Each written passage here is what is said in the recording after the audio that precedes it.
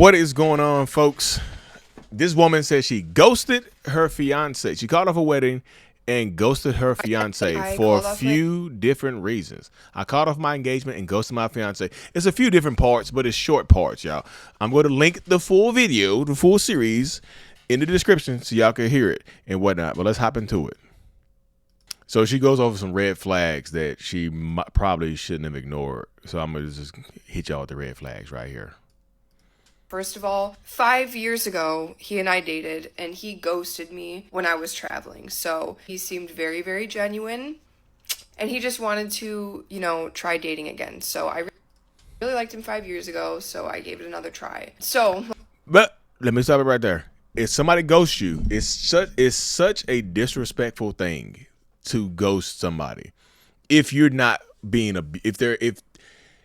if you ghost them, but you are the victim of abuse, that's one thing. If they just ghost you because they found somebody else or they want to try with somebody else, that's a completely different thing.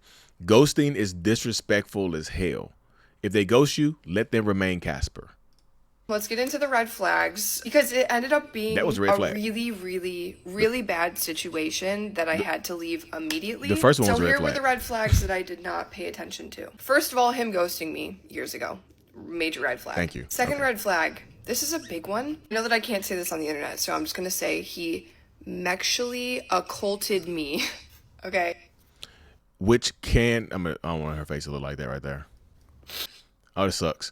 But which can happen in relationships. I think people think in relationships or marriages, you think that like you can't SA somebody in a relationship. You absolutely can. You absolutely can. You can take it, and I don't want to do it, you're gonna do it. You owe me this, and they do crazy. They're aggressive as hell. So I hate that she had to go through this. He crossed some boundaries, okay, and yeah, he did that 2 times. Okay, he did that twice. Both times I curled up in a ball crying. Oh no. Anyway, third red flag. If I asked questions about his ex specifically, he would get defensive, and I had like a gut feeling that there was something off there, so that's why I was even asking in the first place, and he would just not want to talk about it, and he would say it's because like he hated her and stuff, you know what I mean? So they really never hate them though. They're just telling you that to get you off the topic. I tried to respect it, and then we got engaged, right? And then something happened a week after we got engaged, but I got to tell you in part 2. Maybe she's new to TikTok, because you can all put this in one video. No, she's not new. She got like 107,000 followers. Like she has over 100K followers. She's not new. Next video though. Okay, this is part 2 right here, y'all. So we're gonna pop into part 2. Part 2. Let's continue. Go watch part 1. He's really weird gut feelings, right? And I was getting very, very suspicious. So I started asking him questions about like his ex again, because I'm like, something's suspicious here. And I was like, you know what? Can I call your friend that's mutual friends with his ex? And I just start asking questions, okay? I ask about the timeline of when him and his ex broke up. And this was the big thing that helped me piece things together. This guy says that they broke up in like April. And my ex reached out to me in April. Yeah, well, my ex had told me that he had been single and celibate for 7 months before he texted me. He texted me less than 24 hours after he broke up with his ex. We call that, on my other page, we call that monkey branching, right? You are the new supply. You are the new relationship partner here. They're branching off to you to treat you a certain type of way. They're trying to make they don't want to be by themselves, right? They don't want to be by themselves. So what they do is they monkey branch to somebody else immediately. Like whatever he did to his ex, he probably did something horrible to his ex. And then he just moved on very quickly to her. And y'all, and just be real. And this is just me as a man right here. When somebody gets into a relationship with you and they start sexually or SAing you, it kind of just an indication that they haven't been celibate. I've been celibate for 7 months. So this opened a whole can of worms, okay, and I start freaking out. Like, I'm like, not okay. I lived with my parents, right? So I go wake up my parents, and I have all of us sit down on the couch, and I'm like, hey, this guy's been lying. Like, he's been lying the entire time. So he actually lied to my parents when he was asking for their blessing, okay? He was lying about finances. He was lying about his ex. He was lying about timelines. He was lying about sending, he didn't tell me that he was sending money to his ex through their mutual friend for rent after they broke up. for months. Like, literally the same month that he proposed to me, he was sending money to his ex. But he took full account. Yeah. That's so ugly. The lies are just insane here. Those are insane lies. Accountability. He showed up the next day and he showed up the next What? ex, but he took full accountability. No, you did. You He can't showed take up it the full next day accountability. and he just sat me down and he told me everything he's been lying about. Oh my Okay, God. all at one time. He just came clean, and so he wanted to rebuild from that point. And I had just announced my proposal, like the engagement, to. That doesn't make anything better. I have to stop right there, y'all. That doesn't make it better because they admitted to it. I admitted to it, and I'm accountable for everything. I've been lying about everything. Hell no. Just because they admit to lying does not make the lies go away. All my friends and family, right? So I was like, what am I supposed to do? Yeah, I was too embarrassed to leave him. So I decided to try to forgive him, right? Because he took accountability. He did all the things he was like supposed to. So I tried to forgive him. Well, let's talk about that experience. And then I'm going to tell you. And then what? So you got the last part of short, y'all.